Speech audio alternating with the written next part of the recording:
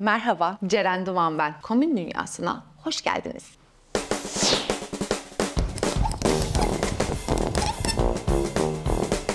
Bu bölümde sizlere bel fıtığı olanlar için evde yapabilecekleri egzersizleri göstereceğim. Ardından zayıflarken bağışıklık sisteminizi hala nasıl çok güçlü tutacağınızdan bahsedeceğim. Ve 21 gün şekeri kesersem vücudumda neler olabilir bunlardan bahsedeceğim. Haydi başlayalım.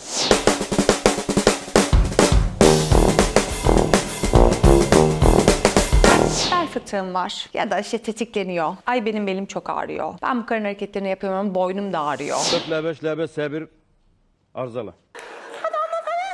Vesaire gibi sorunlarınız. Bunu güçlendirene kadar sizi de soğutmadan nasıl karın çalışırız? Hadi gelip bakalım. Biz buna close kinetic chain deriz ama şöyle bir şey. Bir tane ayağınız hep yerde olur. Bir tane ayağınızı masa üstüne ya da yukarıda uzun kullanabilirsiniz ama ilk başta masa üstüne kullanın. Mesela bir tane ayağınızı hep yere bastınız, diğeriyle hareket etmek istiyoruz. Kürek kemiğine kadar kalkarken bu ayağı karşıya doğru uzatabilirsiniz. Ya da uzun olan bir bacağı çekebilirsiniz. Ama bir tanesinin yerde kalıyor olması gerekiyor. Diğer bacak için de geçerli olabilir. Yaptım ikisi birden aşağıda. Bir tanesi hep yerdeyken eğer hareket ederseniz o zaman beliniz ağrımaz.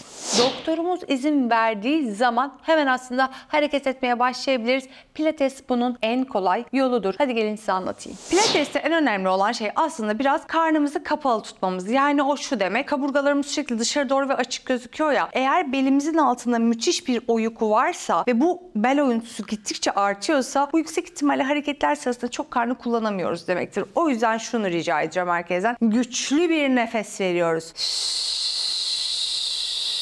Sonra tıp oynuyoruz. Küçükken yapardık yani böyle hiç nefes almadan konuşurduk küçük.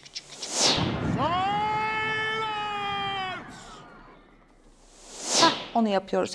Demiyorum ki belinizi tamamen yere bastırın ama güçlü bir karnı içeride tutarak hareket etmek sizi bütün ağrılardan kurtarabilir. Az önce söylediğim gibi tek ayak yerde, güçlü bir şekilde kalkabilirim. Ve her kalktığımda kocaman nefes veririm. Yattığımda karnımı hiç açmam. Aslında şunun gibi. Tıp. Tıp. Bana almadığınız nefesi verin. Kimseyi boğduğum olmadı.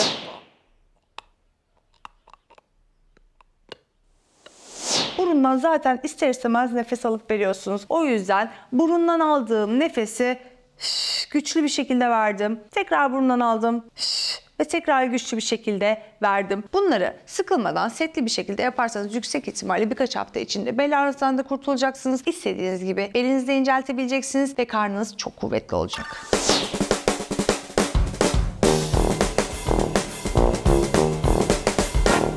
Gelelim konumuza, zayıflarken bağışıklık sistemini nasıl güçlü tutarım? Çoğu zaman zannettiğimiz gibi az yemek yemek hastalık sebebi değildir ama yemeği azalttığımızda bazı şeyleri de içine koymak gerekiyor. Kendi beslenme rutinimden bahsedeyim. Zencefili daha fazla, bazen zerdeçalı daha fazla. Bunların hepsine tabii ki de alerjiniz yoksa.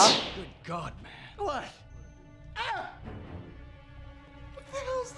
Bitki çaylarını daha fazla, baharatları, dediğim gibi yeşillikleri hepsini fazla kullanarak gidiyorum. Çünkü zaten bunlar biraz zayıflarken dediğimiz olayı aslında daha güzel ve kaliteli hale getiriyor. Yani zayıflarken dediğimiz konu şudur. Her zamanki beslenmeniz gibi beslenmiyorsunuzdur yüksek ihtimalle zayıflarken dediğimizde. Ya da alışkanlığınız işte olan pizzayı, hamburgeri vesaireyi yemiyorsunuzdur. Makarnayı yüksek ihtimalle yemiyorsunuzdur. Ve açlık sizi güçsüz bırakıyormuş gibi hissediyorsunuzdur. Bunların yerine kendi yaptığınız sirkeli, zencefilli, zerdeçallı, limon sulu güzel şatlarınızı ya da kendi sıktığınız kerevizli, işte ıspanağınızı, yeşil elmanızı, ananasınızı ne varsa evde maydanozunuzu koyduğunuz, sıktığınız güzel bir yeşil suyunuzu.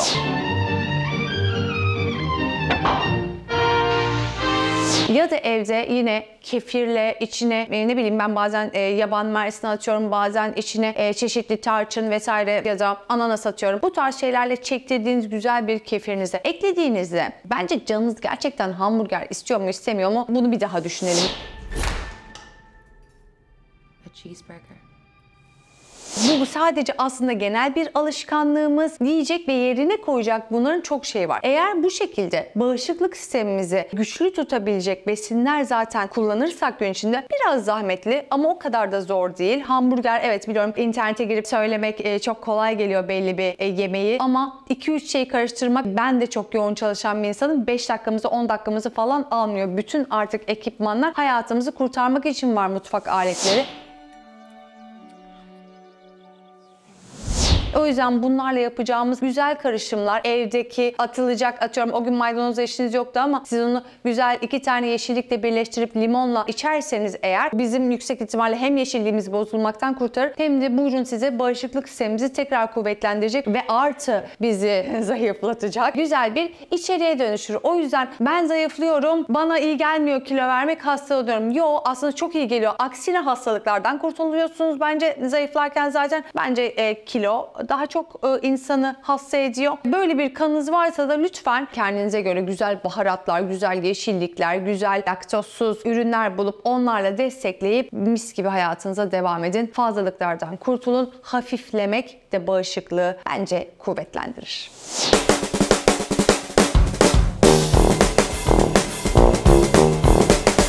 21 gün şekeri kesersek ne olur? Harika şeyler olur. Küçükken böyle bana çikolata getirmek isteyenlere bana çikolata değil kitap getirin falan diyen böyle profesör olması hedeflenen bir kızmışım. O da olmadı ama gün sonunda çok ince bir kız oldum. O güzel oldu.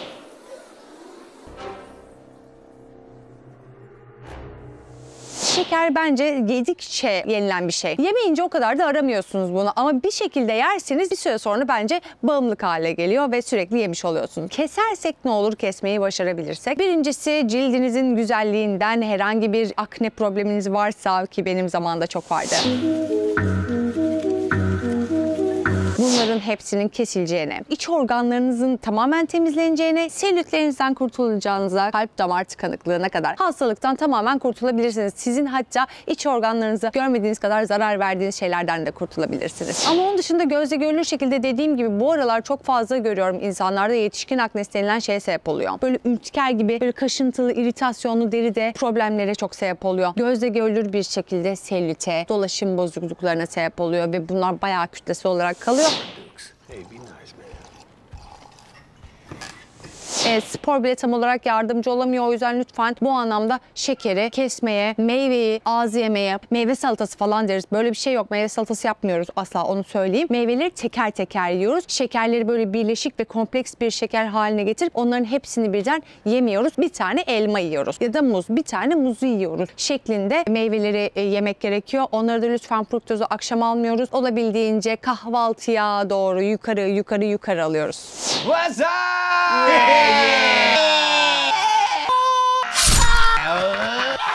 Diyebilirsiniz ki mens zamanlarındayım. Ne demek şeker yeme? Yani hani çikolatayı buraya atarım senin suratına falan diyebilirsiniz. Yüksek ihtimalle çoğu insanda böyle oluyor. Ben çok şeker çikolatayla arası olan bir kız değilim. Ben turşu falan seviyorum. Hani benimki daha farklı bir versiyon. Pickle Rick! Ödeme yakın benimki. Ama eğer böyle bir şekerden vazgeçememe durumunuz varsa meyve kurusuna gidin. Mesela bilmiyorum daha önce tükettiniz mi ama ananas kurusu, çilek kurusu, kivinin kurusu, elmanın kurusu, bunlar böyle bayağı lezzetli, bayağı da şekerli şeyler. Yani hani eminim öyle şeker seviyorsanız sizi tatmin edecek şeylerdir. O çikolata krizlerinden kurtulabilirsiniz. İkincisi de eve almayarak kurtulabilirsiniz. Eve almayın. Evde lütfen öyle şeyler barındırmayın. Bir kere sağlıklı beslenmeye ve şekerden arınmaya, yani şeker olarak söylüyorum şu an ama geneli de yayarsak, buzdolabınızı ve dolaplarınızı temizleyerek başlayın. Videoyu beğenmeyi, abone olmayı, yorum yapmayı ve sağlıklı beslenmeyi lütfen unutmayın.